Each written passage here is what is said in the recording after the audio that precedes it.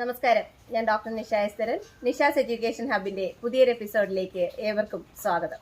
കേരള യൂണിവേഴ്സിറ്റിയുടെ PhDക്കുള്ള എൻട്രൻസിന് ആപ്ലിക്കേഷൻ ക്ഷണിച്ചിട്ടുണ്ട്. നേരത്തെ ഇതുപോലെയുള്ള ഒരുപാട് വീഡിയോകൾ നമ്മുടെ ചാനലിൽ വന്നിരുന്നതാണ്. സാമ്പിൾ ക്വസ്റ്റ്യൻ ഉൾപ്പെടെയുള്ള വീഡിയോകൾ എത്തിയിട്ടുണ്ടായിരുന്നു. കേരള യൂണിവേഴ്സിറ്റിയുടെ കീഴിൽ PhD ചെയ്യുന്നതിന് വേണ്ടിയിട്ട് വിവിധ ഡിപ്പാർട്ട്മെന്റുകളിലേക്ക് നമുക്ക് എൻട്രൻസ് വഴിയും പ്രവേശനം നേടാനായിട്ട് സാധിക്കും. നെറ്റ് എഴുതി പാസ്സാവുന്നതോ അല്ലെങ്കിൽ JRF ഒക്കെ വഴിയാണ് സാധാരണ എല്ലാവരും നമ്മൾ PhDക്ക് അപ്ലൈ ചെയ്യുന്നത്. പക്ഷേ എന്നാൽ ആ ഒരു സംവിധാനത്തിൽ നിന്ന് മാറി എൻട്രൻസ് എക്സാമിലൂടെ നമുക്ക് PhDക്ക് ജോയിൻ ചെയ്യാൻ കഴിയുന്ന രീതിയിലുള്ള ഒരു സംവിധാനം വിവിധ യൂണിവേഴ്സിറ്റികളിൽ നിലവിലുണ്ട്. അതിനെ സംബന്ധിച്ച് ഒരുപാട് നിയമ വഴിയിലുള്ള ഒരുപാട് വ്യത്യാസങ്ങളൊക്കെ തന്നെ ഇടയ്ക്ക് വന്നിരുന്നു. എങ്കിലും കേരള യൂണിവേഴ്സിറ്റി ഈ വർഷവും നമുക്ക് PhD ചെയ്യുന്നതിനായി എൻട്രൻസ് വഴി അഡ്മിഷൻ നൽകുന്നതിനായിട്ടുള്ള പോർട്ടൽ ഓപ്പൺ ആയിട്ടുണ്ട്.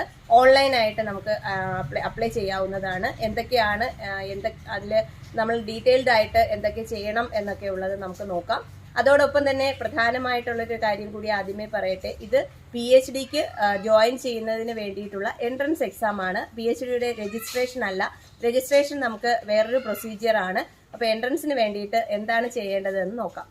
നോട്ടിഫിക്കേഷൻ വന്നത് 30-ാം തീയതി ആയിരുന്നു. നമുക്ക് 30-ാം തീയതി മുതൽ തന്നെ ഓൺലൈനായിട്ട് അപ്ലൈ ചെയ്ത് തുടങ്ങാനായിട്ട് സാധിക്കുമായിരുന്നു. ഇപ്പോൾ ലാസ്റ്റ് സബ്മിഷൻ ഡേറ്റ് പറഞ്ഞേക്കുന്നത് 30/9 അതുപോലെ തന്നെ ഹോൾ ടിക്കറ്റ് 10/10 ഒക്ടോബറിൽ 10-ാം തീയതി വരും.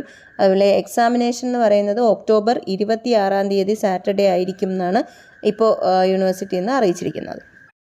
ഇനി ഓൺലൈനായി എങ്ങനെയാണ് അപ്ലൈ ചെയ്യുന്നതെന്ന് നോക്കാം. നമ്മുടെ യൂണിവേഴ്സിറ്റിയുടെ റിസർച്ചിൻ്റെ പോർട്ടലായ www.research.keralauniversity.ac.in എന്ന് പറയുന്ന സൈറ്റിലാണ് നമ്മൾ അപ്ലൈ ചെയ്യേണ്ടത്. ലോഗിൻ ചെയ്ത് നമുക്ക് രജിസ്റ്റർ ചെയ്യാം. നമ്മുടെ പേരും മൊബൈൽ നമ്പരും അതുപോലെ നിങ്ങളുടെ ഡീറ്റെയിൽസ് ഇമെയിലും ID ഒക്കെ കൊടുത്തിട്ട് നമുക്ക് ബേസിക് ആയിട്ടുള്ള കാര്യങ്ങൾ എൻ്റർ ചെയ്ത് രജിസ്റ്റർ ചെയ്യാം. രജിസ്റ്റർ ചെയ്യുമ്പോൾ നമുക്ക് അതിന് പാസ്വേഡും അതിനനുസരിച്ച് ലോഗിൻ ചെയ്യാനുള്ള ഓപ്ഷനും ഒക്കെ ആക്റ്റീവ് ആവും. അതിൽ നമുക്ക് നമ്മുടെ പേരും ആപ്ലിക്കേഷൻ നമ്പരും ഒക്കെ കൊടുത്തിട്ട് വീണ്ടും ലോഗിൻ ചെയ്ത് നമ്മുടെ ഡോക്യുമെൻറ്റ്സ് എല്ലാം തന്നെ അപ്ലോഡ് ചെയ്യാവുന്നതാണ്. അപ്പോൾ റെലവൻറ്റ് ഡോക്യുമെൻറ്റ്സ് നമ്മൾ ക്വാളിഫിക്കേഷന് വേണ്ടിയിട്ടുള്ളതും എലിജിബിലിറ്റിക്ക് വേണ്ടിയിട്ടുള്ളതും ഒക്കെ നമ്മൾ അപ്ലോഡ് ചെയ്യേണ്ടതായിട്ടുണ്ട്. ഇപ്പോൾ ഫസ്റ്റ് ഇയർ പഠിച്ച് കൊണ്ടിരിക്കുന്നവർക്ക് നമുക്ക് അപ്ലൈ ചെയ്യാം. അങ്ങനെയാണെങ്കിൽ അവർക്കൊരു പർട്ടിക്കുലർ ഫോം കോളേജിലെ പ്രിൻസിപ്പലിൽ നിന്ന് സബ്മിറ്റ് ചെയ്യേണ്ടതായിട്ടുണ്ട്. അപ്പോൾ അതുമൊക്കെ നമുക്ക് അപ്ലോഡ് ചെയ്യാവുന്നതാണ്. ജനറലായിട്ടുള്ള കുറച്ച് ഇൻസ്ട്രക്ഷൻസ് കൂടി നമുക്ക് നോക്കാം. നമ്മൾ മാർക്ക് ലിസ്റ്റിൻ്റെ കോപ്പി നമ്മൾ എന്തായാലും അതിനകത്ത് അപ്ലോഡ് ചെയ്യണം. ഒരു പക്ഷേ അതിനകത്ത് നിങ്ങൾക്ക് പെർസെൻറ്റേജ് ഓഫ് മാർക്സ് അതിനകത്ത് എൻ്റർ ചെയ്തിട്ടില്ല എങ്കിൽ, അതായത് ആ ഗ്രേഡ് മാത്രമാണ് എൻ്റർ ചെയ്തേക്കുന്നതെങ്കിൽ നമ്മൾ അത് പെർസെൻറ്റേജ് ഓഫ് മാർക്ക് കൂടെ ഉള്ള ഡീറ്റെയിൽഡ് ആയിട്ടുള്ള മാർക്ക് ലിസ്റ്റ് യൂണിവേഴ്സിറ്റികളിൽ നിന്ന് വാങ്ങിയിട്ട് അത് എൻ്റർ ചെയ്യണമെന്ന് പ്രത്യേകം പറഞ്ഞിട്ടുണ്ട്.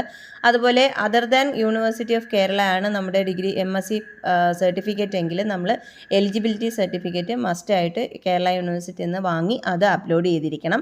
അതുപോലെ കമ്മ്യൂണിറ്റി റിസർവേഷൻസ് എന്തെങ്കിലും SC ST SC BC ഒക്കെ കാൻഡിഡേറ്റ്സ് ആണെങ്കിൽ അവർക്ക് റെലവൻ്റ് ആയിട്ടുള്ള കമ്മ്യൂണിറ്റി സർട്ടിഫിക്കറ്റ് വേണം. അതുപോലെ തന്നെ ഡിഫറൻഷ്യലി ഏബിൾഡ് ആയിട്ടുള്ളവർക്ക് ആ സർട്ടിഫിക്കറ്റ് നമ്മൾ കൃത്യമായിട്ട് അപ്ലോഡ് ചെയ്യേണ്ടതാണ്. പ്രധാനമായിട്ടും ശ്രദ്ധിക്കേണ്ടുന്ന ഒരു കാര്യമാണ് details cannot be edited on submitted എന്ന് പ്രത്യേകം പറഞ്ഞിട്ടുണ്ട്. അപ്പോൾ എൻ്റർ ചെയ്യുന്നത് വളരെ ശ്രദ്ധിച്ച് ചെയ്യണം. എഡിറ്റ് ഓപ്ഷൻ ഇല്ല.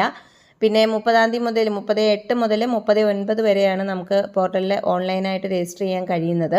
ഫീസ് ജനറലോ അല്ലെങ്കിൽ SC BC കാൻഡിഡേറ്റ്സ് ആണെങ്കിൽ 1075 രൂപയാണ്. അതുപോലെ SC ST കാൻഡിഡേറ്റ്സിന് 550 രൂപയും ആപ്ലിക്കേഷൻ ഫോമിന് കൊടുക്കണം. നമുക്ക് യൂണിവേഴ്സിറ്റിയുടെ ഒരു ലിസ്റ്റ് ഉണ്ട്. അത് നമ്മുടെ ഓൺലൈൻ ആപ്ലിക്കേഷൻ സബ്മിറ്റ് ചെയ്യുന്ന സമയത്ത് നമുക്കതിൽ കാണാൻ കഴിയും. ആ ലിസ്റ്റിൽ പറഞ്ഞിരിക്കുന്ന ഏതെങ്കിലും ഒരു സബ്ജക്റ്റ് മാത്രമേ നമുക്ക് ചൂസ് ചെയ്യാനായിട്ട് സാധിക്കത്തുള്ളൂ. ഫൈനൽ എക്സാമിനേഷൻ നമ്മൾ അപ്പിയർ ചെയ്തതേ ഉള്ളൂ എങ്കിൽ നമുക്ക് റിസൾട്ട് അവൈറ്റിംഗ് ഉള്ള സെക്ഷനിൽ നമുക്ക് അപ്ലൈ ചെയ്യാൻ കഴിയും. പക്ഷേ പ്രിൻസിപ്പലിൻ്റെ പ്രത്യേക സൈനോട് കൂടിയിട്ടുള്ള ഒരു പ്രിസ്ക്രൈബ്ഡ് ഫോർമാറ്റിലുള്ള ആപ്ലിക്കേഷൻ നമ്മളത് കൊടുക്കേണ്ടതുണ്ട്, സർട്ടിഫിക്കറ്റ് കൊടുക്കേണ്ടതുണ്ട്. അപ്പോൾ അത് നമ്മൾ കോളേജിൽ നിന്ന് വാങ്ങി കൊടുക്കേണ്ടതായിട്ടുണ്ട്. അതുപോലെ തന്നെ നമ്മൾ ഇങ്ങനെയുള്ള എന്തെങ്കിലും ഡിഫക്റ്റുകളൊക്കെ നമുക്ക് ഉണ്ട് എന്നുണ്ടെങ്കിൽ അത് ക്ലിയർ ചെയ്താൽ മാത്രമേ നമുക്ക് പാസ് മെമ്മോ ഇഷ്യൂ ചെയ്യുള്ളൂ എന്നുള്ളത് പ്രത്യേകിച്ച് പറഞ്ഞിട്ടുണ്ട്. അതുപോലെ PhD എൻട്രൻസ് ക്വാളിഫൈ ചെയ്യുന്ന എല്ലാവർക്കും നമുക്ക് PhD ചെയ്യാൻ പറ്റും എന്നുള്ളൊരു ഉറപ്പ് യൂണിവേഴ്സിറ്റി തരുന്നില്ല.